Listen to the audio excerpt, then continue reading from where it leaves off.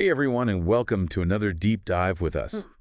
Today we're going to be exploring the world of love, but not the hearts and flowers kind of love. Right. We're talking about love through the lens of science. Yeah. So we're going to be looking at excerpts from the book Decoding Love by Andrew Trees, Yeah. which is this really fascinating exploration of how evolution Yeah. and psychology and even data can help reveal some of those kind of like hidden forces that are shaping our attraction and our relationship. Absolutely. And I think this is something that, everyone who's ever kind of gone through the dating game has thought about. Right. Like, why is this so confusing? Right. Like, what is going on? What is going on? So the book goes into a lot of interesting concepts, but one of them is priming. Oh, interesting. And basically, priming is this idea that there are these subtle cues that can unconsciously affect our behavior. Okay. And they give this example in the book that's fascinating, where they talk about how just thinking about their wallets versus their financial portfolios actually made grocery shoppers spend drastically different amounts. Oh, wow. So like if I'm thinking about my budget, Yeah. I might skip the fancy cheese. Right. Exactly. You're going to be much more mindful of what you're putting in your cart and how much you're spending. Totally, yeah. If you're thinking about your wallet. That makes sense. As opposed to like your whole big portfolio. Oh, yeah. And then another concept is framing. Okay. And that's all about how the way information is presented can sway our feelings. And so one of the examples they give is that in one study, they found that if you tell people that sexual dissatisfaction is normal, that it actually makes them more unhappy with their partners. So it's like the way we talk about relationships can actually like totally shape the way we experience them. Yeah. Huh. I never thought about it that way. Yeah, that's just kind of the tip of the iceberg. The book goes on to talk about what they call the Darwinian dating game. Ooh. So looking at dating through the lens of evolution. Okay, so is this all about like Yeah. who has the best genes to pass down? Well, in a way, it's about that. Okay. Right? Because you have to think about, like, men, biologically speaking, have a lot of sperm to spread around. Okay. So evolutionarily speaking, Right. it kind of makes sense that they would be seeking out quantity and youth Okay. in partners. Makes sense. However, as the book points out, when men are looking for a long-term partner, then commitment changes the game a little bit. So like a guy who's down for a casual fling might have totally different priorities than a guy who's like, I want a wife. Exactly. For women, it's a different story. Okay. Because women have a limited number of eggs. Okay. So each one is very precious. So to speak. So to speak. So this might explain why women tend to be more selective when choosing partners. So it's not all just like Right. eggs and sperm, like. No, it's not all that simple, Right. but that is definitely part of the story. Okay. And, the book gets into really fascinating details about even things like the female orgasm, suggesting that it's not just about pleasure.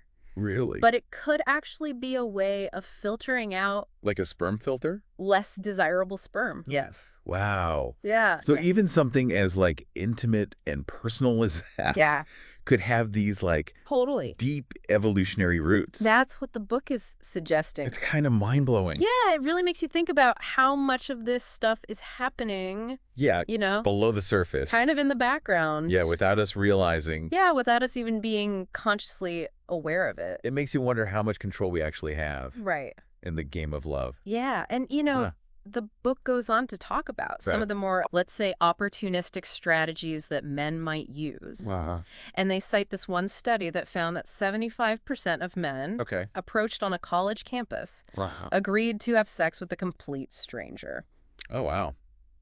Yeah, so... That's a lot to unpack. It is. It really does make you think about, the different approaches that men and women might take when it comes to casual encounters. Totally. Does that make you kind of question any of the dating rules you've heard? Or how much of attraction is really biology versus conscious choice?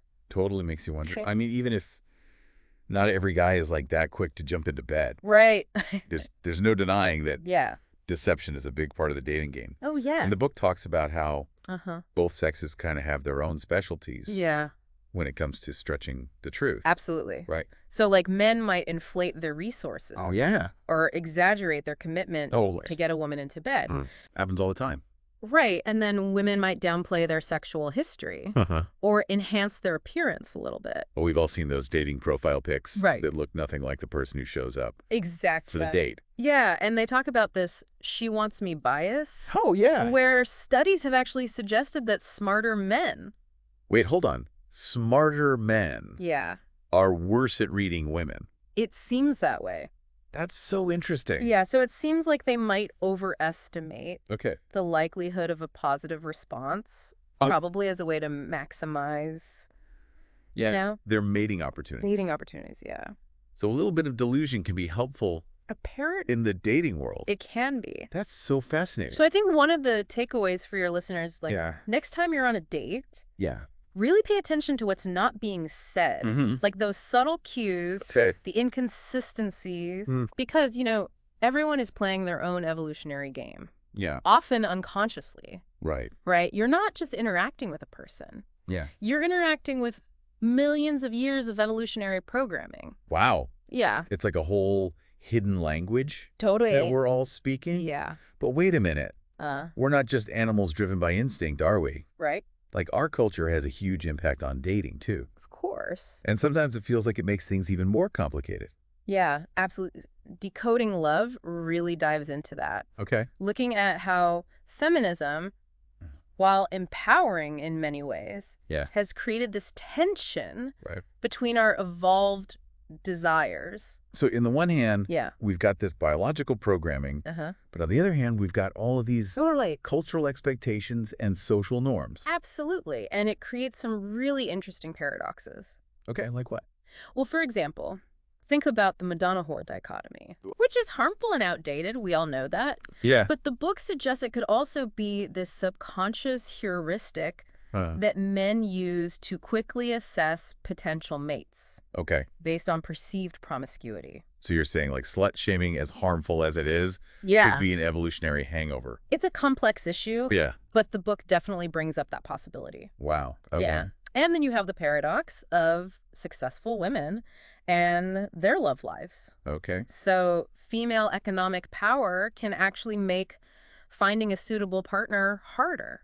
So being a successful woman can actually be a disadvantage in the dating world. It can be, because women might struggle to find men who meet their standards of success and ambition. Interesting. And then they bring up this really interesting fact that studies have shown that cohabitation, living together. Yeah, living together before marriage. Okay. Actually decreases the likelihood of marriage. Really? And increases the risk of divorce. That's so counterintuitive. It is, but the idea is that cohabitation might weaken the commitment to marriage. Interesting. Especially in a culture where we're constantly looking for the next best thing. Right, always looking for an upgrade. Right, exactly. Yeah. So it's about understanding these forces at play. And whether we can reshape dating culture to support both equality and lasting relationships. That is a lot to ponder. It is. Okay, well, after all this talk about infidelity and conflicting drives and cultural clashes, I have to ask, is monogamy even possible? Right. Like, are we even meant to be with just one person? Well, that's a big question. It is. And the evidence from both history and the animal kingdom is pretty surprising. Okay. The book points out how prevalent polygamy has been throughout human history and across different species, which suggests that monogamy might not actually be our natural state. So monogamy is more of a cultural invention than a biological imperative. That's what the research seems to indicate. Wow. Yeah. And monogamy likely arose for practical reasons, like ensuring child survival rather than romantic ones.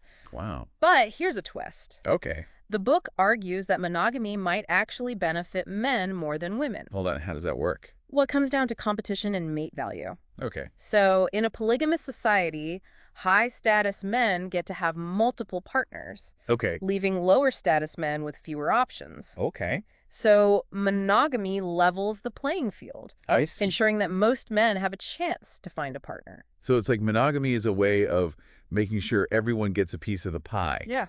Even if it's not the biggest slice. That's a great way to put it. Interesting. Yeah. But the question for you is, knowing all of this, does monogamy feel like a choice or a cultural imposition?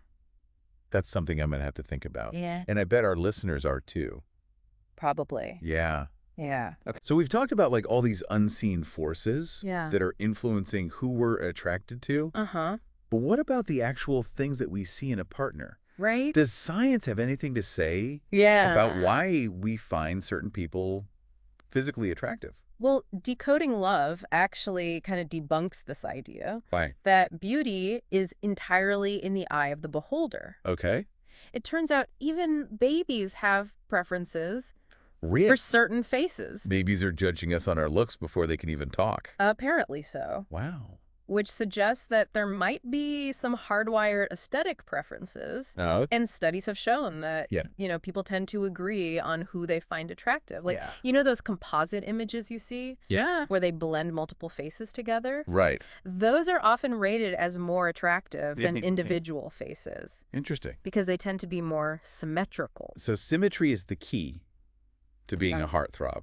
Symmetry is definitely a big factor. I need to find myself a perfectly symmetrical partner. Well, think about it from an evolutionary perspective. Okay. Symmetry often signals good health, Okay. strong genes. Mm-hmm.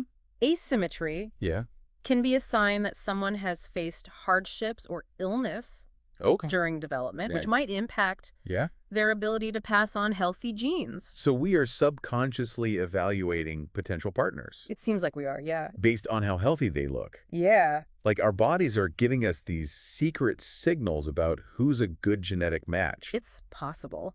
Yeah. That's crazy. And decoding love goes into, some specific physical traits that are considered attractive. Okay. So for men, the waist to hip ratio is a big one. Oh, yeah, the classic hourglass figure. Right. But why is that so appealing? Yeah. Is that just an arbitrary cultural standard? I mean, it might be partly cultural, but there's an evolutionary explanation as well. Okay. So studies have shown that a lower waist to hip ratio, a more curvy figure, is actually linked to higher fertility and better health outcomes. Oh, wow. For both mother and child. So men might be unconsciously drawn to that shape. Yeah. Because it signals a woman's ability to bear healthy offspring. That's the idea. Wow. It's fascinating how these seemingly superficial preferences can have these deep-rooted evolutionary explanations. Yeah, it really is. Makes those old pinup posters seem a lot less superficial. Uh-huh. But of course, women aren't just staring at hips, are they? No. Like, what about the things that women tend to find attractive in men? Well, height is a big one. Okay. Across cultures, women tend to prefer taller men. Okay. And again, there's a likely evolutionary reason for this. Okay. Height has historically been associated with strength, dominance, the ability to protect. So those high heels aren't just a fashion statement. They're a way to close the gap. Maybe. Just kidding. Yeah. Yeah. But it's interesting. So are we basically just walking bundles of evolutionary preferences? Like programmed to... It's not quite that deterministic. Okay. But biology definitely plays a huge role. Yeah. But we're not robots, right? We're also shaped by our experiences, our personalities, and our cultural values. So it's nature and nurture. Exactly. Okay. But understanding those deeper evolutionary drives can help us make sense of some of those seemingly irrational attractions that we all experience. Totally. Right. It's like we're playing this game with a set of rules we didn't even know existed. But once you understand the rules, you can start playing more strategically. Yeah. Ooh, speaking of strategy, let's talk about the mind games that often go on in dating. Right. We talked about deception. But decoding love takes it a step further. And explores how our brains are actually wired for manipulation. Right. In the quest for love. Yeah, it's a fascinating... So you're telling me... and somewhat unsettling idea. Yeah. The book argues that our capacity for deception and social manipulation... So lying and scheming are signs of a highly evolved brain.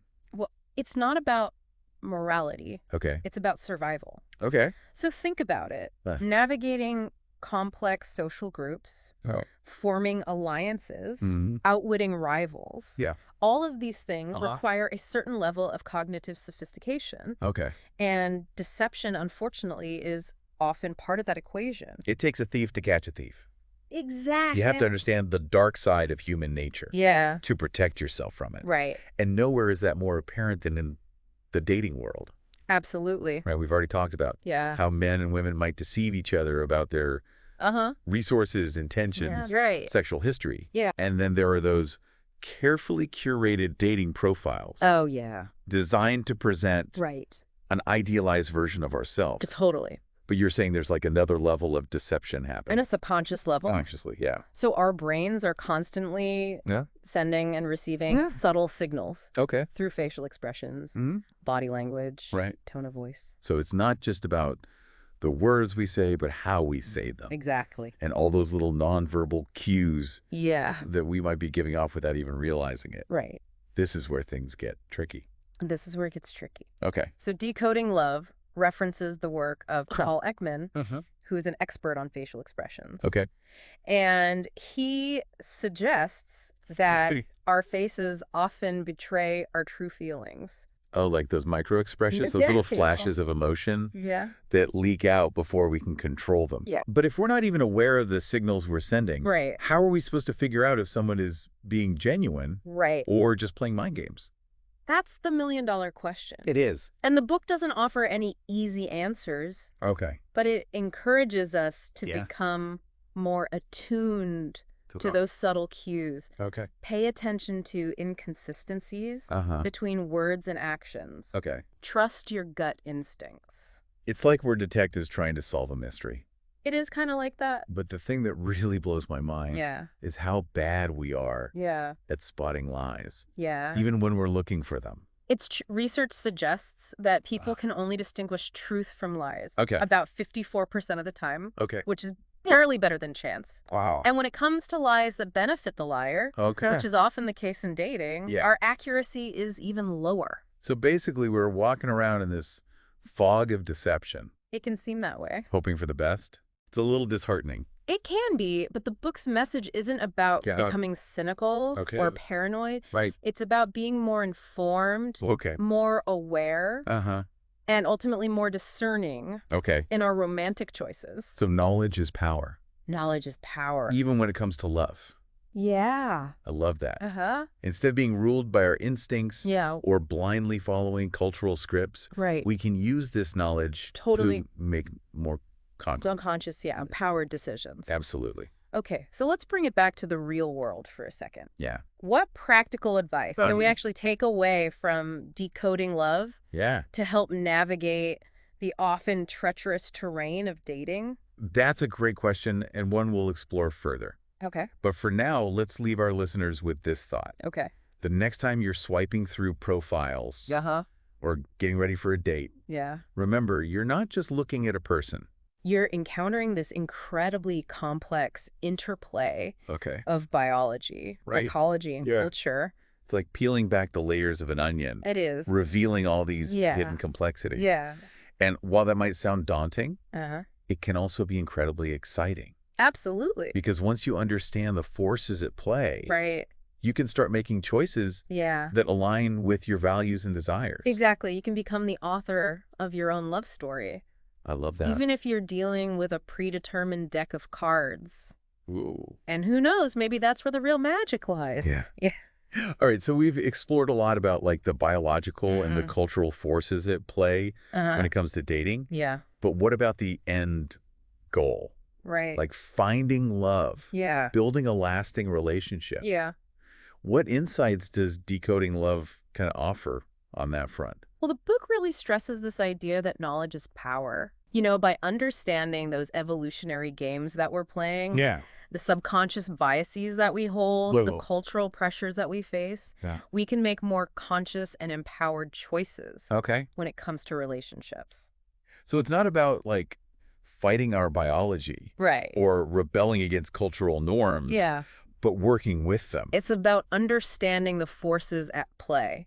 And using that knowledge to our advantage. So, for example, knowing that men tend to be more visually driven, women can be mindful of how they present themselves without, like, compromising their own sense of style. Exactly. Authenticity. It's not about conforming to stereotypes, but understanding the dynamics and playing the game strategically. And on the flip side, men can benefit from understanding that women might prioritize financial stability, even if they are successful themselves. It's about meeting each other's needs and expectations. Exactly. And decoding love goes beyond just initial attraction and offers some insights into building healthy, sustainable relationships. Absolutely. So one of the key takeaways is the importance of communication. Communication is huge. Especially emotional communication. Yes, especially emotional communication. So it's not just about talking. Right. It's about, like, really understanding each other's emotional needs and how to express them. And how to express them. Like, is that where the whole love languages thing comes in? That's a great way to think about it. Okay. So the book highlights how women often excel at expressing and interpreting emotions, while men might struggle in this area. Right. And recognizing those differences can be huge in preventing misunderstandings and building a deeper connection. So it's like learning to speak each other's language. Literally and emotionally. Exactly. And what about all that deception we talked about earlier? Yeah. Like, how do we build trust in a world where it seems like everyone's playing games? Well, the book acknowledges that honesty, while essential, isn't always easy. You know, we might not even be aware of the ways we're deceiving ourselves or our partners. So self-awareness is a big part of it. Self-awareness is huge. And creating a relationship environment where open and honest communication is encouraged and valued. Absolutely. And it's also about recognizing that we're all works in progress. We are. Constantly evolving and learning. Right. No one's perfect. Yeah. And expecting perfection from ourselves or our partners is a recipe for disappointment. So ditch the fairy tale expectations and embrace the messy, beautiful reality of human relationships. Exactly. But after all this talk about evolutionary drives and cultural pressures, I have to ask, does true love even exist? Right. Or are we just pawns in a game we can't control?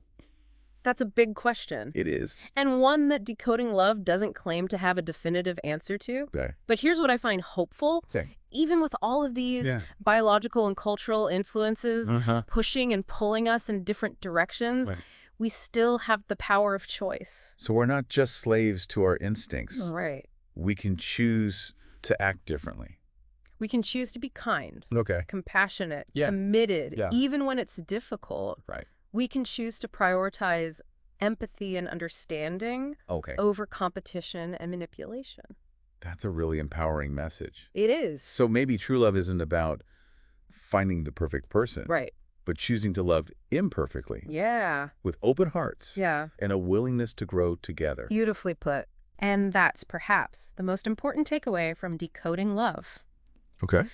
Love is a journey, not a destination. I like that. It's a continuous process of learning, adapting, and choosing to connect with another human being, despite all the complexities and challenges. So what does all this mean for our listeners out there? Yeah. Navigating the world of love and relationships. It means that by understanding the forces at play, they can approach dating and relationships with more awareness, more intention, and ultimately more success. You can rewrite your own love story. You can. Even if you're playing with a predetermined deck of cards. Exactly. And maybe, just maybe, that's where the real magic lies. That's where the magic is. Stay curious, stay open, and who knows what you might discover.